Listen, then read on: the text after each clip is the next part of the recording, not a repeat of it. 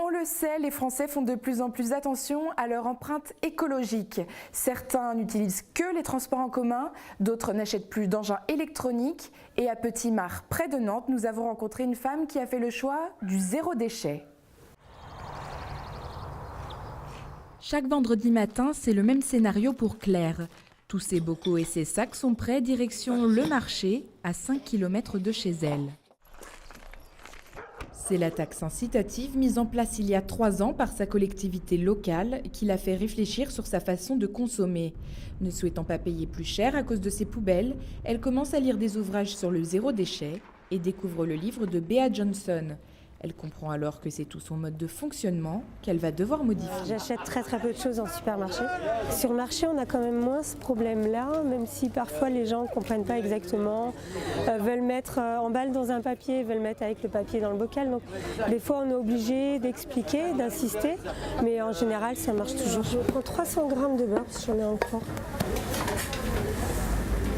C'est tout à fait normal, je pense que c'est dans la continuité de ce qui se passe, on supprime les sacs plastiques, donc tout le monde va commencer petit à petit à faire comme elle. Et justement ça a été la première et de plus en plus on voit pas mal de personnes prendre le même mode de fonctionnement. Pour ce marchand de fruits et légumes bio, l'absence de sacs jetables est même devenue la routine. C'est que du sac en amidon de maïs ou en amidon de... voilà. C'est en cellulose quoi. Mais du coup moi j'ai presque pas de sac. Quoi, 2 Batavia ou... Ce changement de mode de vie, Claire a su l'organiser. Elle arrive maintenant à accorder son travail à temps partiel avec sa vie zéro déchet. Elle a même gagné plus de 2 heures par mois en évitant les supermarchés.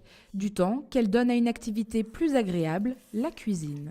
Donc c'est tous les produits que j'achète en magasin, en vrac, donc, que je mets après que je remets dans des bocaux.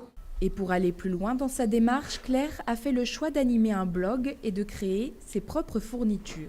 Je propose pour accompagner les personnes qui souhaitent démarrer une démarche zéro déchet. En fait, ce sont des produits qui sont lavables et réutilisables pour remplacer les produits jetables. L'idée évidemment c'est de ne pas jeter à la poubelle et ce que je propose moi en plus sont des produits qui sont en fibres naturelles, ce qui fait que à la fin de leur vie ils pourront aller au compost. Si pour Claire le zéro déchet est devenu normal, des études montrent qu'un Français produit encore 354 kilos d'ordures ménagères par an.